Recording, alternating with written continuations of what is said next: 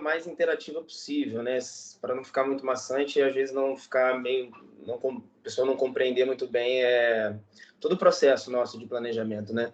Então, eu resolvi fazer uma coisa mais interativa e passando durante todo um processo de planejamento e cálculo de dose mesmo, que a gente costuma fazer na nossa unidade, né? E nas outras aqui do Rio. Tá? Então, sistema de planejamento e imagens aplicadas seria o tema da aula de hoje. Antes da gente entrar no âmbito de sistema de planejamento, vamos só dar uma relembrada como é que funciona um pouco rapidinho aqui o acelerador linear, só para a gente iniciar alguns conceitos aqui.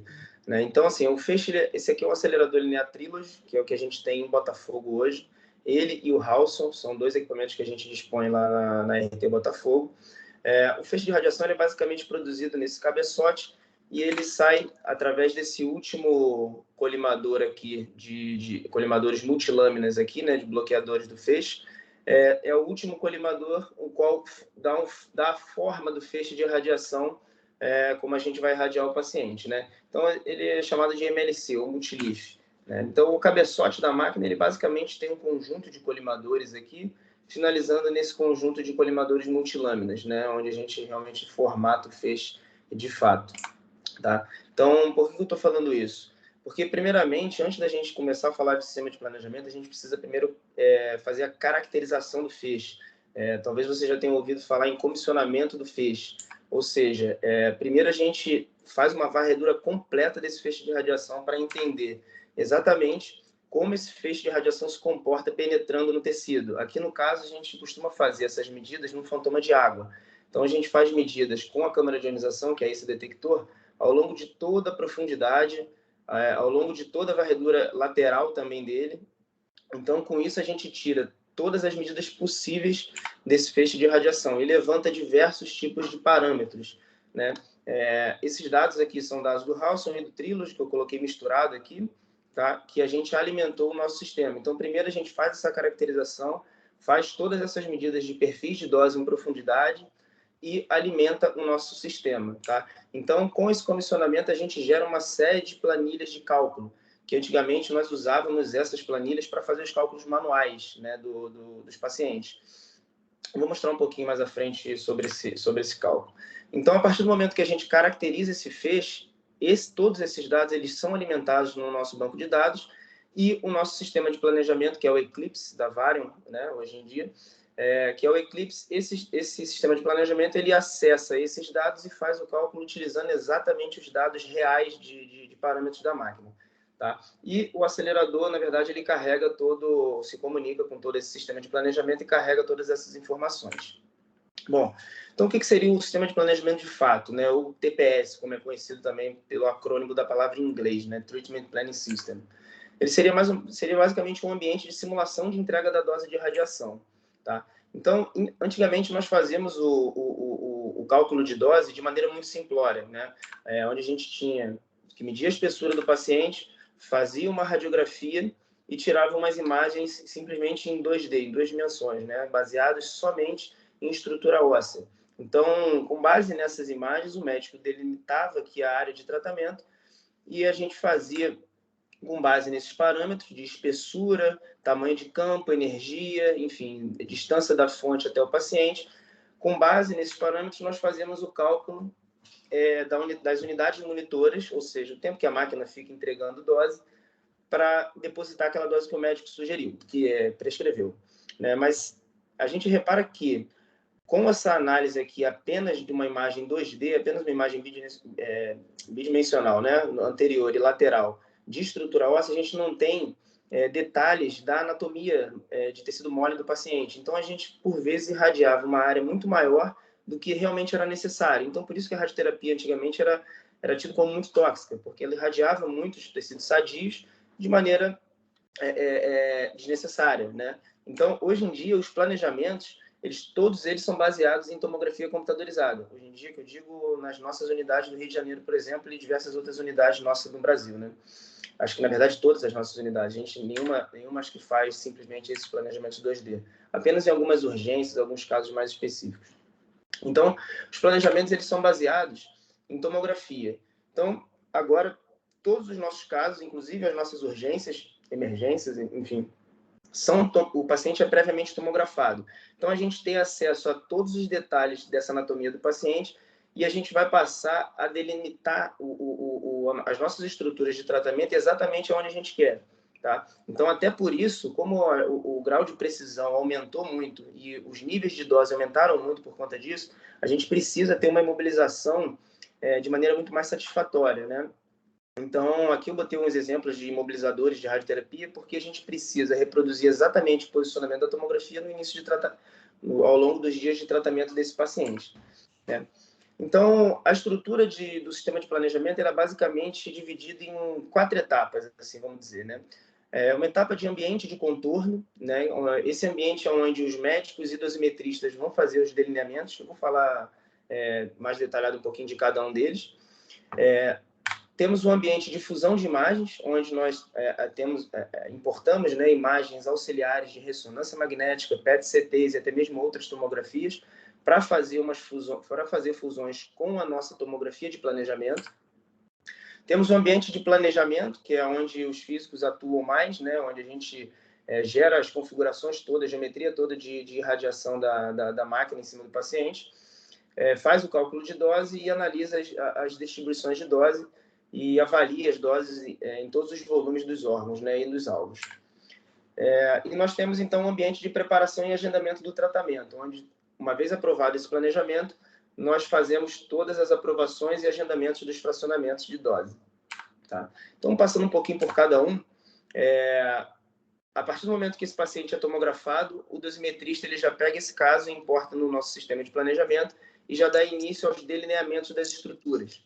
Então, aqui a gente pode ver, eu estou passando aqui corte a corte dessa tomografia, aqui é um corte transversal aqui no paciente, tá? Essa aqui já está totalmente delineada, a gente vê que esses órgãos coloridos aqui já foram todos delineados pelo dosimetrista. Então, aqui, por exemplo, as mamas delineadas em rosa, pulmões em verde, coração em rosa. Então, o dosimetrista, previamente, ele pega essa tomografia e vai corte por corte, fazendo os delineamentos nessas estruturas, e elas são convertidas numas formas tridimensionais, né, dentro do sistema. E os médicos, eles delineiam os volumes a serem tratados, de fato, que nesse caso aqui é toda a extensão da medula espinhal dessa paciente, tá? E para o tratamento, de fato, a gente sempre considera uma margem a mais para considerar as incertezas do cálculo de dose e do posicionamento diário para a entrega de dose. Então, a gente sempre acaba irradiando um pouquinho mais do que realmente deveria, mas é uma margem totalmente segura assim, para se tratar. Então, aqui, o que a gente está tratando é essa área em vermelho. Então, toda essa estrutura aqui em vermelho, em volta da medula espinhal, vai ser tratada nesse caso. Então, nesse ambiente de contorno, é basicamente isso. A gente pega a tomografia e projeta todos esses delineamentos. Tá?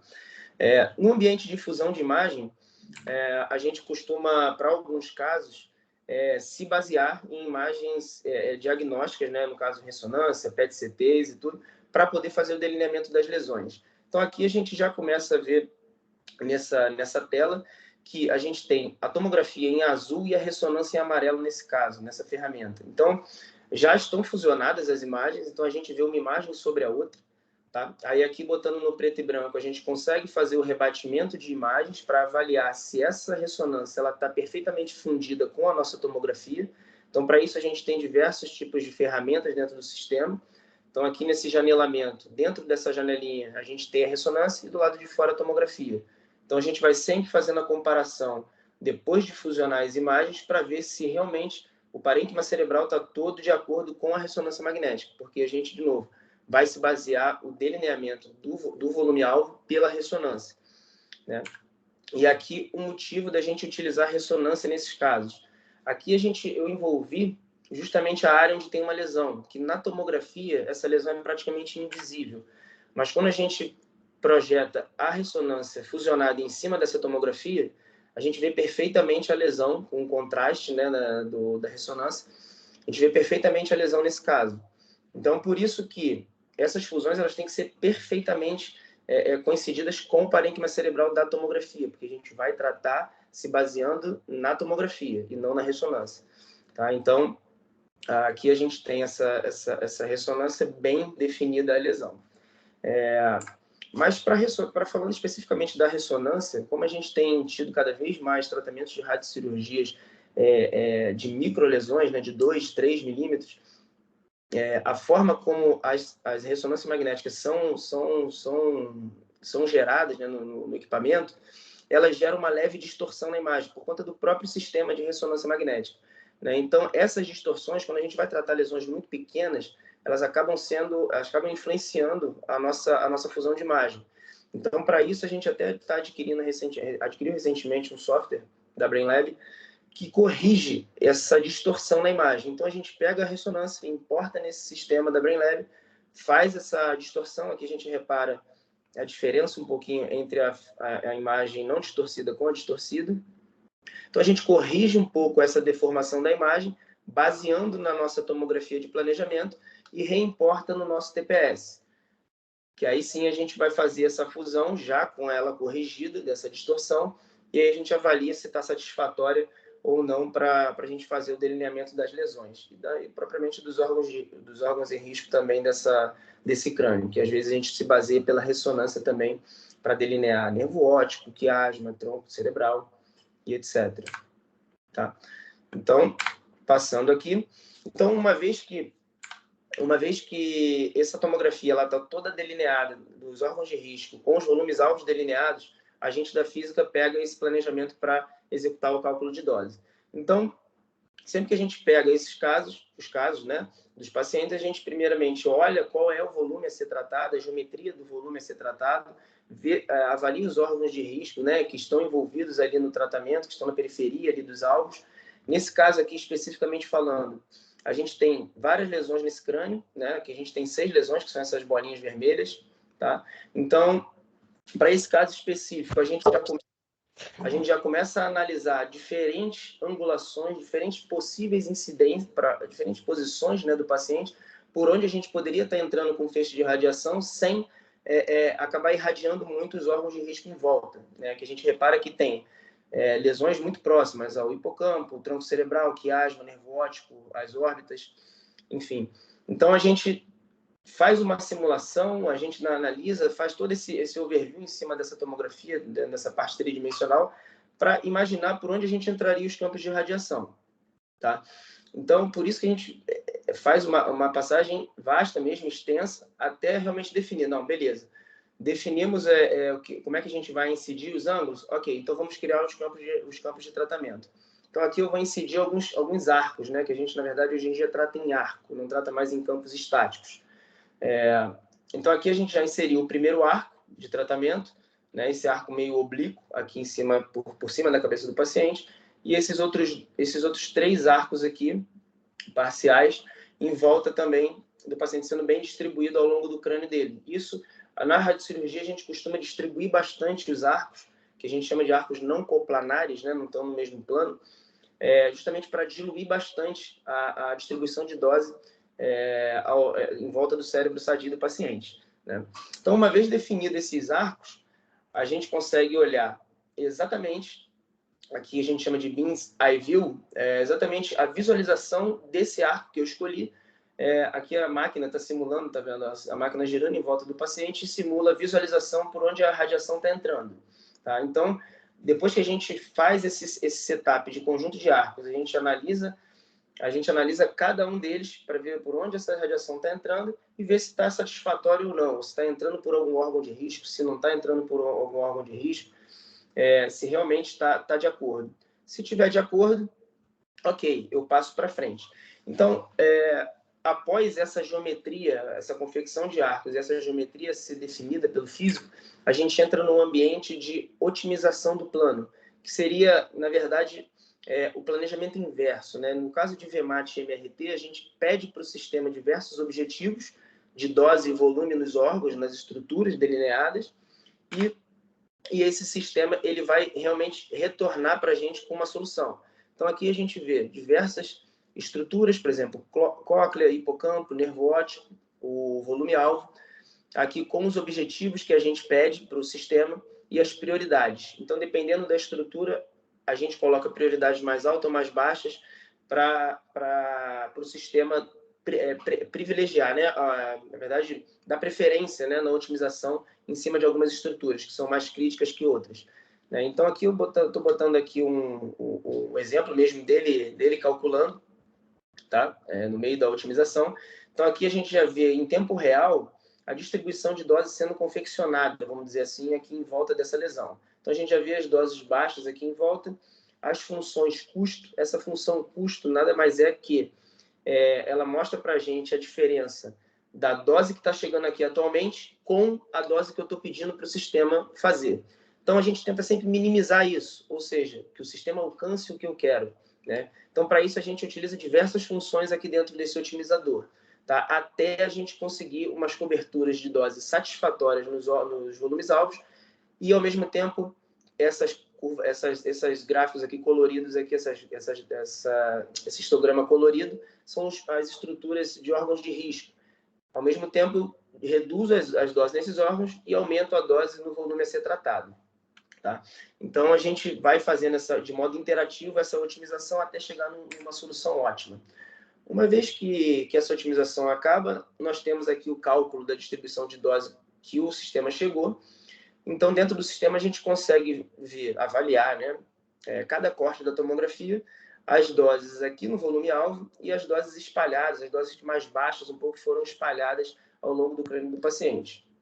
E, ao mesmo tempo, a gente consegue avaliar quantitativamente todas as doses nos órgãos de risco aqui, nesse gráfico, assim como as coberturas do alvo.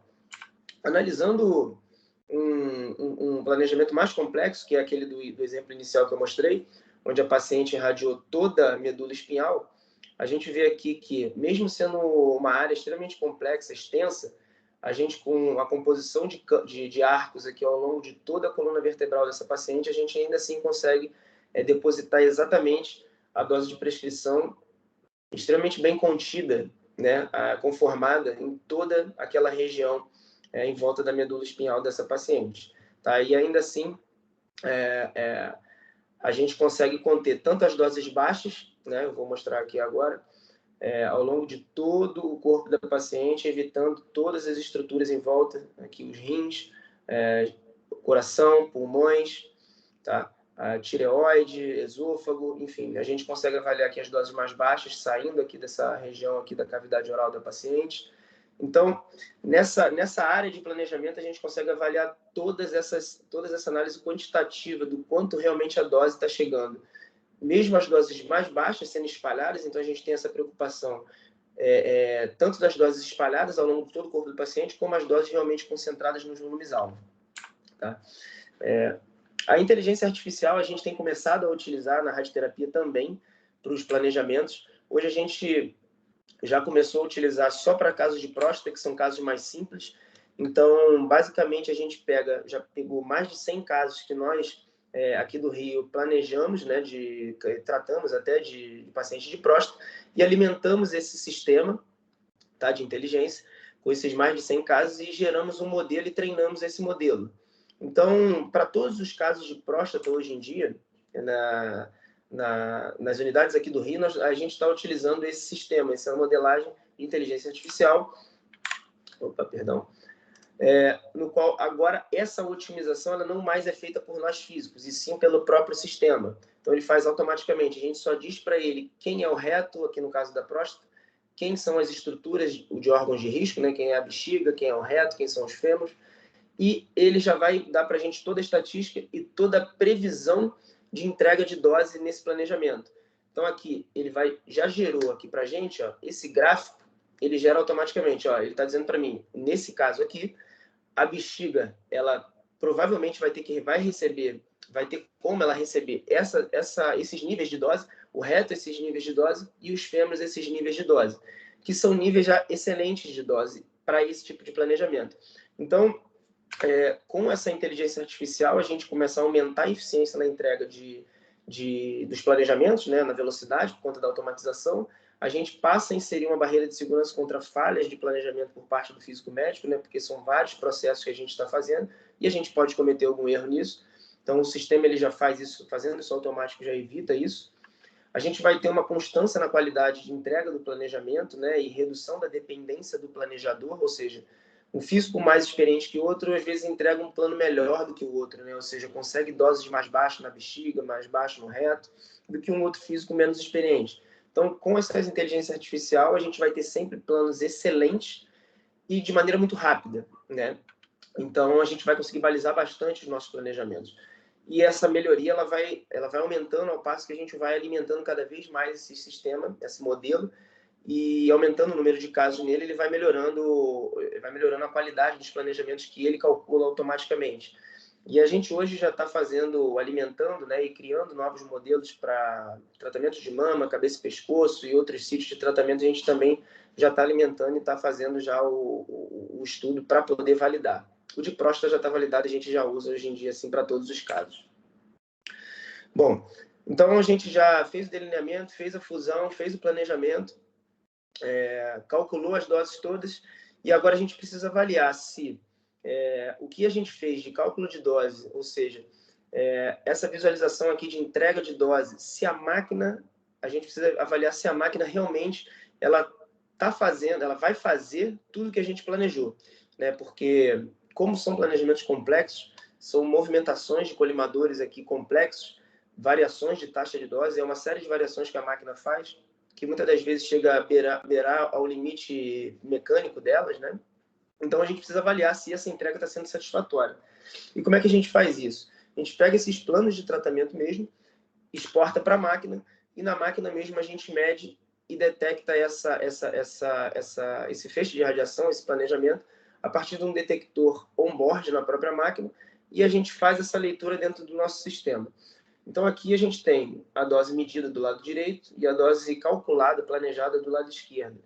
Então, para todos os planejamentos que a gente faz dos pacientes, a gente executa um controle de qualidade pré-tratamento, para avaliar se a máquina realmente está entregando esse planejamento de forma satisfatória. E aqui tem uma série de análises quantitativas que a gente utiliza, algumas funções em si, para fazer essa validação. Tá?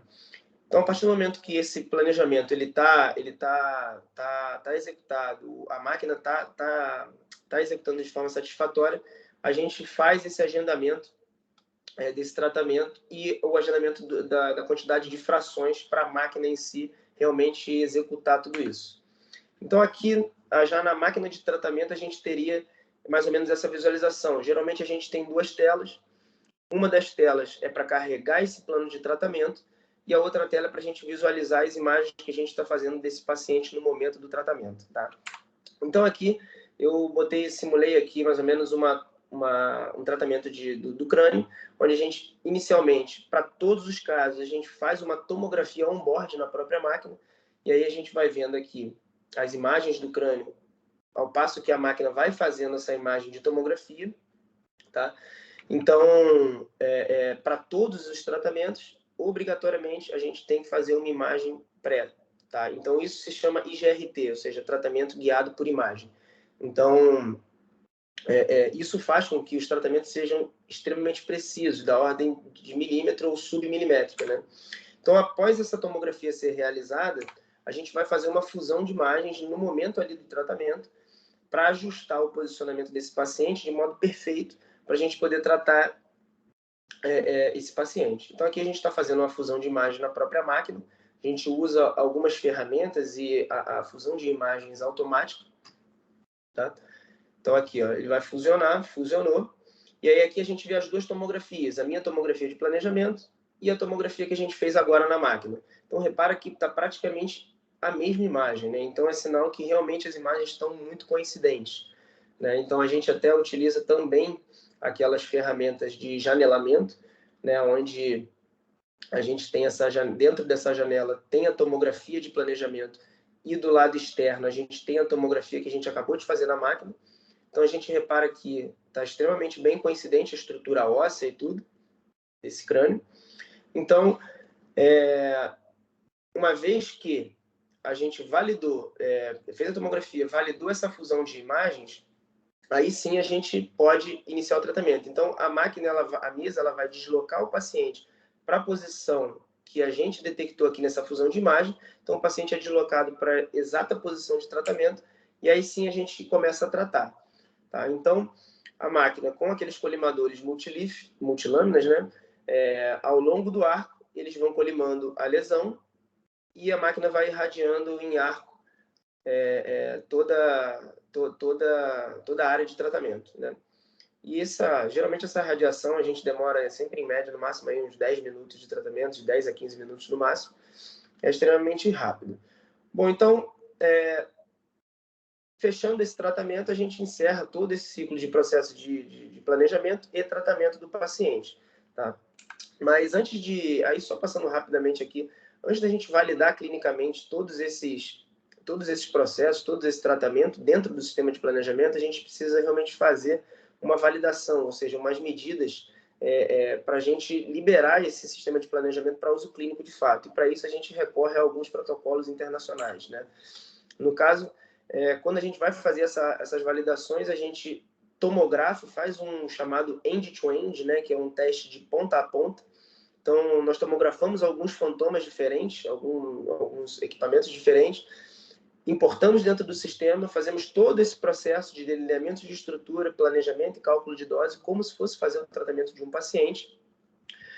A gente consegue avaliar a distribuição de dose nesses fantomas, e então executamos as medidas na máquina, com os detectores, com diversos tipos de detectores, e a gente coleta esses dados e realmente compara se o que o sistema de planejamento está calculando está realmente sendo entregue. Então, todos os sistemas de planejamento eles só são liberados pelo uso clínico uma vez validados pelos físicos dessa forma, tá? Então, aqui a gente tem alguns dados de validação do próprio House, alguns exemplos, tá? E também, além dessas validações, a gente, pelo próprio time de física do serviço, a gente tem um programa de auditoria anual externa, que é feita por uma outra equipe com outros equipamentos totalmente não correlacionados com o serviço que a gente está. Então, a gente não fez ano passado, né, por conta da pandemia, eles não estavam fazendo, mas esse ano a gente já chamou eles para fazer também. Então, o INC ele vem com todos os equipamentos, novamente eles fazem um teste end-to-end, tomografam vários fantomas, a gente faz diversos planejamentos, irradia esses fantomas, faz essas medidas, então essa instituição ela gera para a gente diversos relatórios com os resultados dessas medidas e dizem para a gente se está realmente satisfatório ou não. No caso nosso aqui, tem alguns também exemplos aqui de relatórios de dados que o INCA forneceu para a gente, os certificados de participação. Então, eu acho que era mais ou menos isso, assim, um overview de todo o processo que eu tentei mostrar, que é justamente o que a gente faz todos os dias lá na clínica, né? Todas essas equipes, né, de maneira multiprofissional, e acho que é isso. Obrigado. Obrigada a você, Guilherme. Tenho algumas perguntas, tá? Bastante coisa, vocês têm que fazer bastante coisa após o momento prescrição médica, né? E a gente sabe que o paciente está ali aflito para que o tratamento dele comece. Em média, todo esse processo que vocês fazem leva quanto tempo? Processo de... A gente de prescreveu, vocês têm a prescrição lá, a gente vai ter uma tomografia, depois que essa tomografia está ali na mão da física e que a gente só tem toda essa parte que você mostrou para fazer, quanto tempo o trabalho da física demora até a gente conseguir entregar o tratamento, primeira dose de tratamento para o paciente? Então, em média, né? Eu sei que vai variar de tratamento para tratamento. Depende muito de cada caso, mas assim, tem casos que a gente libera no mesmo dia, né? Agora, tem casos que entram normalmente no nosso fluxo eletivo, né, de tratamento, aí esse processo todo, desde a tomografia até o final desse processo de planejamento, a gente tem uma média de 5 dias, né, para os nossos casos eletivos. A gente tem alguns casos que a gente chama de prioridade, que aí vai até 3 dias.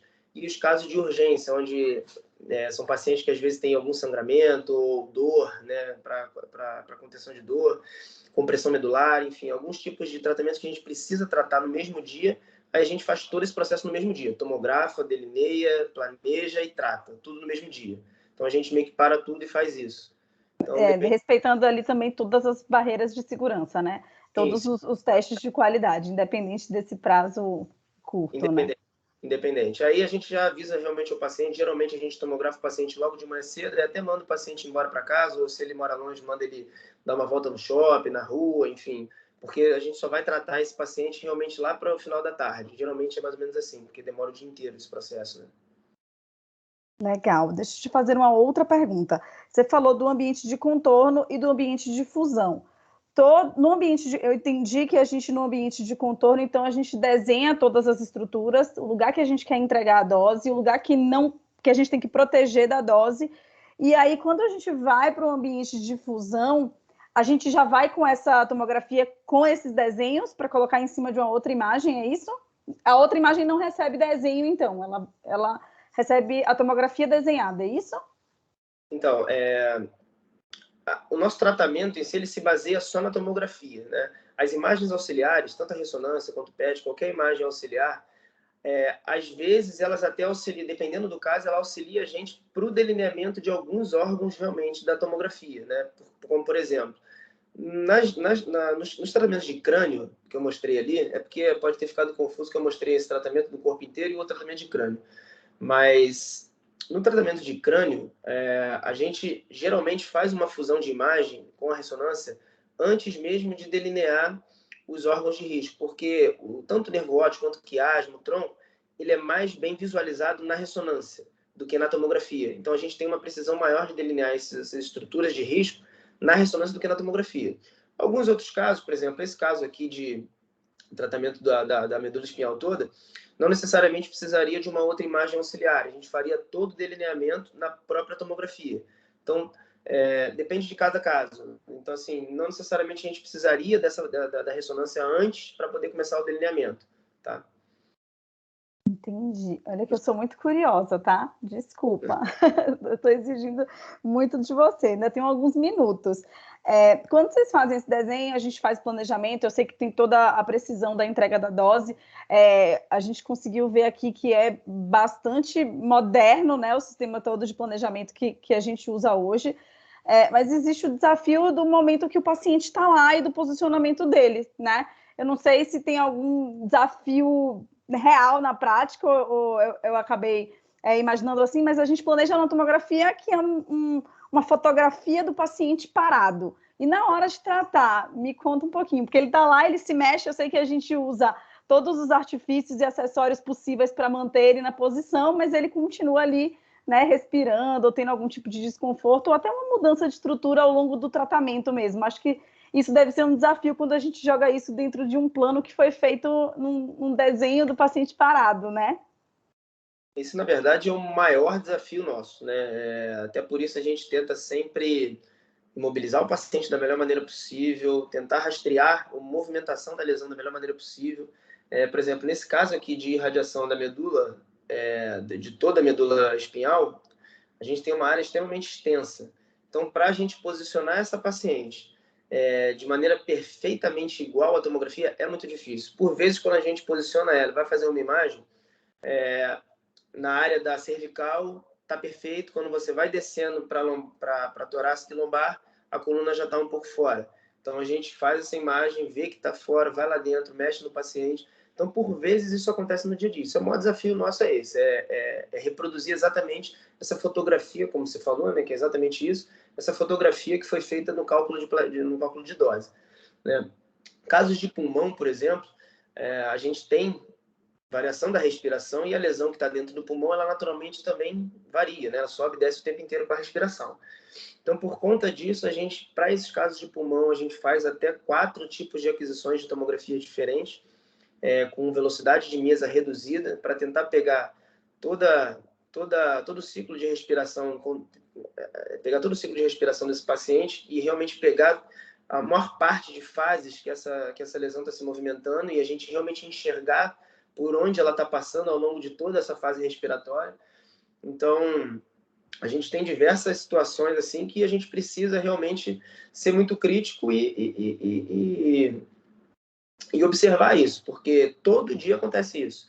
Aquele caso de crânio que eu mostrei lá no final, a fusão, ficou perfeita. Eu mostrei um caso perfeito, né, aqui, né, esse caso aqui de crânio dessa fusão. Mas, por vezes, a gente vai fazer uma tomografia e a paciente, por mais que a máscara seja muito, muito rígida, muito apertada, né, no paciente, muito justa, o paciente, às vezes, fica com a cabeça girada. E a gente faz essa tomografia, vê que a paciente está com a cabeça girada, volta lá dentro, tira a máscara, acerta o giro de novo, faz uma nova tomografia. Então, até por isso, a gente obrigatoriamente faz imagens de tomografia para todos os pacientes e para todos os tratamentos e todos os dias de tratamento. A gente não faz nenhum dia de tratamento sem imagem, entendeu? Então, justamente por isso, né? Porque por vezes a gente vê essa variação. Outro tipo de variação que acontece muito é em tratamentos de próstata. Então, próstata, a gente precisa ter algum tipo de preparo do paciente para tratar. A gente precisa estar que o paciente esteja com a bexiga cheia, para a bexiga sair da área de tratamento da próstata, né, onde a gente está irradiando, e a gente, consequentemente, entregar uma dose, depositar uma dose menor na bexiga, já que ela está mais para fora ali, né? Precisa estar com o reto do paciente limpo, sem gases, fezes, etc., porque com esses volumes do reto diferente, a gente tem uma movimentação ali da próstata, da vesícula seminal. Então, todos os dias de próstata é fatal. Todos os dias a gente vai ter um paciente de próstata que entrou, fez a tomografia, fez a imagem, né, antes pré-tratamento, ouviu que a bexiga está vazia, ouviu que o reto está com muito gás, e a gente tem que fazer uma intervenção. E aí, novamente, a gente não trata, tira o paciente, ou então faz alguma intervenção na própria máquina, como, por exemplo, passar uma sonda no reto do paciente para poder tirar algum gás, e esse reto voltar a ficar do tamanho da tomografia, né, de planejamento, para a gente sempre trazer para exatamente como a gente tomografou o paciente, né?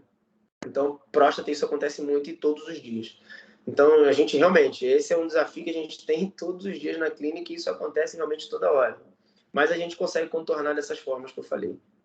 Existe a possibilidade de, no meio de um tratamento longo, por exemplo, a gente ter um replanejamento, volta tudo, faz tudo de novo, o paciente teve alguma mudança ou alguma diminuição do alvo ali, até por conta das primeiras sessões, não sei, estou aqui elucubrando, tá bom? Mas existe a possibilidade de volta tudo, vamos replanejar e começar de novo.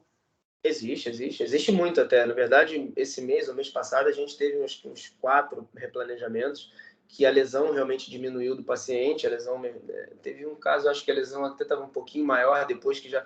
Tem casos que a lesão às vezes aumenta, por exemplo, faz a tomografia, faz todo o processo, aí 7 dias depois, quando você vai começar a tratar, a lesão já cresceu um pouco. Isso acontece também. Mas, recentemente, a gente teve um caso acho que 2 casos de pulmão, que a lesão era muito grande, a gente começou a tratar, a lesão já murchou muito, e a gente viu que a gente já estava tratando uma área muito maior até. Então, os médicos avaliaram, né, obviamente, e aí resolveram até mexer um pouco no planejamento de novo e a gente recalculou tudo. Então, por vezes isso acontece, de fato, né? Então, a gente, com essas tomografias diárias que a gente faz do paciente, a gente vai acompanhando.